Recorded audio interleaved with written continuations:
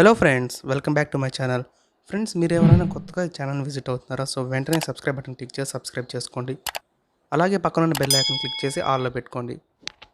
Friends, మనం C ప్రోగ్రాంలో ఈరోజు సింపుల్ ఇంట్రెస్ట్ ప్రోగ్రామ్ని ప్రాక్టీస్ చేద్దాం.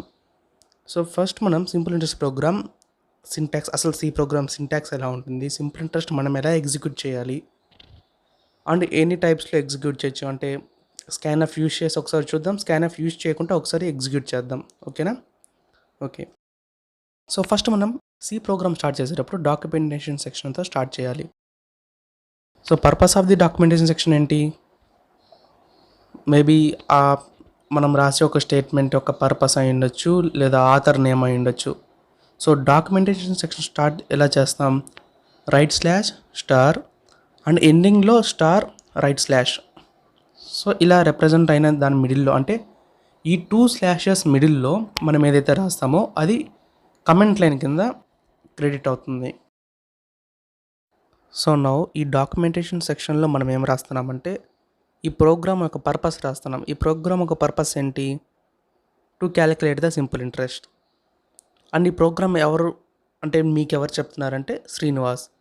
సో ఇలాంటివి, లేదా డేట్ అవ్వచ్చు, లేదా ఎక్కడైనా మనం ఈ ప్రోగ్రాంలో ఎక్కడైనా కమెంట్ లైన్, దట్ మీన్స్ ఏదన్నా ఆ స్టేట్మెంట్ యొక్క పర్పస్ రాయాలనుకున్నప్పుడు కమెంట్ లైన్స్ యూజ్ చేసి ఆ స్టేట్మెంట్ యొక్క పర్పస్ రాసుకోవచ్చు. సో ఇక్కడ ఆథర్ నేమ్, నా నేమ్ టైప్ చేస్తున్నాను. సో నెక్స్ట్ డాక్యుమెంటేషన్ సెక్షన్ అయిపోయిన తర్వాత మనం ఏం రాయాలి? లింక్ సెక్షన్ అటాచ్ చేయాలి. దట్ మీన్స్ హెడర్ ఫైల్స్ మనం ఇక్కడ టైప్ చేయాలి. సో హెడర్ ఫైల్స్ ఎలా రాస్తాం? #include stdio.h are #include conio.h. So ఈ stdio.h అనేది lesser than bracket and greater than bracket మిడిల్లో stdio.h అని పెట్టాలి. ఆల్రెడీ మన ప్రీవియస్ వీడియోస్ మీరు చూసినట్టయితే stdio.h మనం ఎందుకు పెడుతున్నామో మీకు తెలుసుంటుంది. సో నా ఇప్పుడు మెయిన్ ఫంక్షన్ స్టార్ట్ చేస్తున్నాం. సో మెయిన్ ఫంక్షన్కి మనం ఇంటీజర్ డేటా టైప్ అటాచ్ చేసాం. So after main function start అయిన తర్వాత వితిన్ ద 2 బ్రేసెస్లో మనం ఏం రాస్తామో అది మెయిన్ ప్రోగ్రామ్. సో ఇప్పుడు మెయిన్ ప్రోగ్రామ్ ఏం రాయాలి? మనం సింపుల్ ఇంట్రెస్ట్ కనుక్కుంటున్నట్టయితే సింపుల్ ఇంట్రెస్ట్ ఫార్ములా ఏంటి? PTR/100. సో PTR/100 అంటే మనకి ఎన్ని వేరియబుల్స్ కావాలి?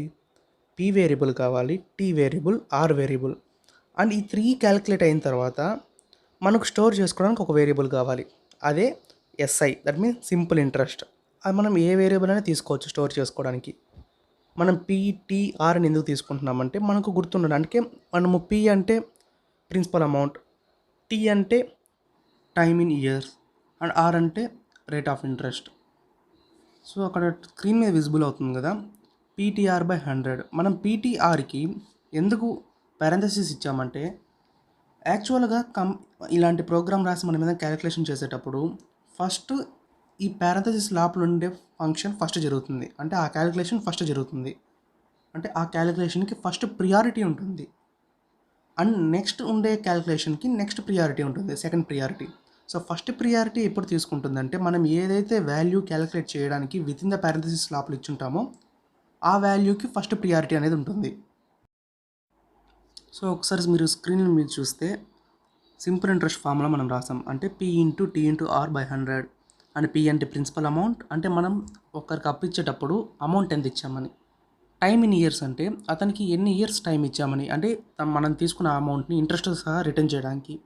అండ్ రేట్ ఆఫ్ ఇంట్రెస్ట్ అంటే మనం అతనికి అమౌంట్ ఇచ్చినప్పుడు మనం అతనికి ఎంత ఇంట్రెస్ట్తో ఇచ్చాం. సో ఇలా క్యాలిక్యులేట్ చేసి మనం ఒకరికి ఎవరికైనా అప్పు అనేది ఇస్తాం. సో ఇప్పుడు ఆ అప్పుని క్యాలిక్యులేట్ చేయడానికి, అంటే మనం ఇచ్చిన అమౌంట్ని క్యాలిక్యులేట్ చేయడానికి మనం ఈ సింపుల్ ఇంట్రెస్ట్ అనే ప్రోగ్రామ్ చేస్తున్నాం. సో ఇంటీజర్ డేటా టైప్స్లో మనం ప్రిన్సిపల్ అమౌంట్ని, టైమ్ ఇన్ ఇయర్స్ని తీసుకుంటాం. అంటే ఇంటీజర్ P/Tని మనం ఇంటీజర్ డేటా టైప్లో తీసుకుంటాం. అండ్ ఫ్లోట్లో రిమైనింగ్ ఏమున్నాయి మనకు? సింపుల్ ఇంట్రెస్ట్ ఉంది, simple interest variable and R variable. So R and simple interest వేరియబుల్స్ని ఫ్లోట్లో తీసుకుంటాం. సో P/Tని ఇంటీజర్ డేటా టైప్ కింద ఎందుకు తీసుకున్నామంటే అమౌంట్ అనేది మనం ఎలా ఇస్తాం? న్యూమరికల్స్లోనే ఉంటుంది. సో అమౌంట్లో డెసిమల్ పాయింట్స్ ఉండవు, ఎందుకంటే మనం పైసాల్లో ఎవరికి అప్పు ఇవ్వం.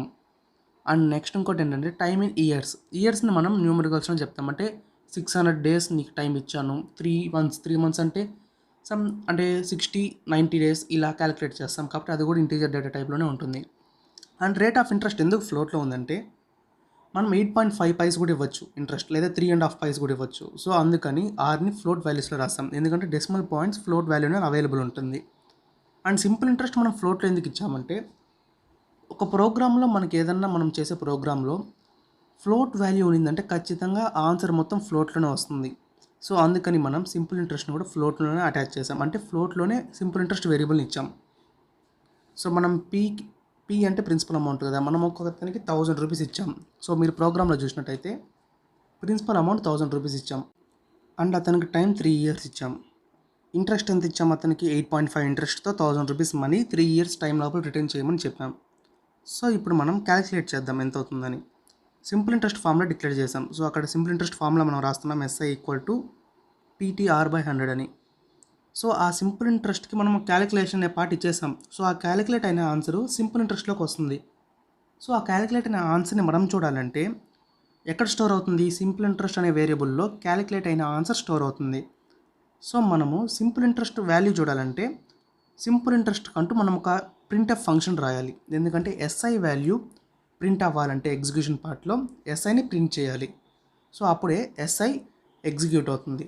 సో ప్రింట్ఎఫ్లో మనం SI = %f అని ఇచ్చాం, ఎందుకంటే ఫ్లోట్ డేటా టైప్ కాబట్టి. సో ఇప్పుడు చూడండి, ప్రోగ్రామ్ ఎగ్జిక్యూట్ అవ్వాలంటే ఫస్ట్ మనం సేవ్ చేయాలి. దేవ్ C++ యాప్ వాడేవాళ్ళు ఖచ్చితంగా ప్రోగ్రామ్ సేవ్ చేసి ఎగ్జిక్యూట్ చేయాలి. మీరు ఎవరైనా టర్బో C7 వాడుతున్నారా, దట్ మీన్స్ టర్బో C, వాళ్ళు సేవ్ చేయకపోయినా ఎగ్జిక్యూట్ అవుతుంది. బట్ సేవ్ చేస్తే ప్రోగ్రాంలో ఎర్రర్స్ ఒకవేళ మనకు కనపడకపోయినా సేవ్ చేసిన తర్వాతనే ప్రోగ్రాంలో ఎర్రర్స్ అనేవి విజిబుల్ అవుతాయి. సో ఇక్కడ మనకు ఎర్రర్స్ అండ్ వార్నింగ్స్ 0 వచ్చాయి. ఒకసారి ఇక్కడ చూసినట్లయితే మనకు ఎర్రర్స్ అండ్ వార్నింగ్స్ 0 వచ్చాయి. సో ఆన్సర్ ఎంత వచ్చింది ఫ్రెండ్స్? మనకు SI = 255. సో ఈ 255.60 విజిబుల్ అవ్వడానికి మనం ప్రింట్ఎఫ్ ఫంక్షన్ SIకి ప్రింట్ఎఫ్ ఫంక్షన్ కన్సిడర్ చేసాం. సో ఇక్కడ చూసారా, 0.1351 సెకండ్స్లో విత్ రిటర్న్ వాల్యూ 0తో రిటర్న్ అయింది. అండ్ ఇప్పుడు మనం స్కాన్ఎఫ్ ఫంక్షన్ యూజ్ చేసి ఎగ్జిక్యూట్ చేద్దాం. అంటే ఇప్పుడు ప్రతిసారి మనము బ్యాక్ అంటే ఎగ్జిక్యూట్ అయిన తర్వాత మళ్ళీ బ్యాక్ వచ్చి P వాల్యూ చేంజ్ చేసి T వాల్యూ చేంజ్ చేసి అండ్ R వాల్యూ చేంజ్ చేస్తుంటే టైం వేస్ట్ ఇది. సో అందుకని మనం ఏం చేసామంటే స్కాన్ఎఫ్ ఫంక్షన్ యూజ్ చేసి మనం ఎగ్జిక్యూట్ అయిన తర్వాతే మనం వాల్యూస్ ఇవ్వడానికి అనుకూలంగా ఉంటుంది scanf function. So scanf function use చేయాలంటే ఎగ్జిక్యూషన్ పార్ట్లో వాల్యూస్ అడగాలి. సో వాల్యూస్ అడగాలంటే ఏం చేయాలి? ఫస్ట్ మనం ప్రింట్ఎఫ్ ఫంక్షన్ వేరియబుల్స్కి రాయాలి. So printf enter values for PTR. So P వేరియబుల్కి T variable R వేరియబుల్కి మనం వాల్యూస్ ఎంటర్ చేయాలి. సో ఇది ఎగ్జిక్యూషన్లో కనపడుతుంది. సో మనం వాల్యూస్ ఎంటర్ చేసింది ఆ PTRకి ఎలా వెళ్ళి చేరుకుంటాయి? By using scanf function. Scanf function వల్ల మనం ఇచ్చిన వాల్యూస్ ప్రింట్ఎఫ్లో మనం ఏ వేరియబుల్స్ అయితే ఇచ్చామో ఆ వేరియబుల్స్కి వెళ్ళి అటాచ్ అవుతాయి, అంటే వాటి యొక్క మెమరీ సెల్లో పోయి స్టోర్ అవుతాయి. ఇక్కడ మీరు చూస్తున్నట్టయితే స్కాన్ఎఫ్ ఫంక్షన్లో %d, %d అండ్ %f ఇచ్చాం. సో PT అనేది ఇంటీజర్ కాబట్టి ఫస్ట్ 2 టైమ్స్ %d ఇచ్చాం, అండ్ %f కాబట్టి %f అని ఇచ్చాము. అండ్ ఇక్కడ మనం యాంపర్సండ్ వాడాం, యాంపర్సండ్ P, యాంపర్సండ్ R అని.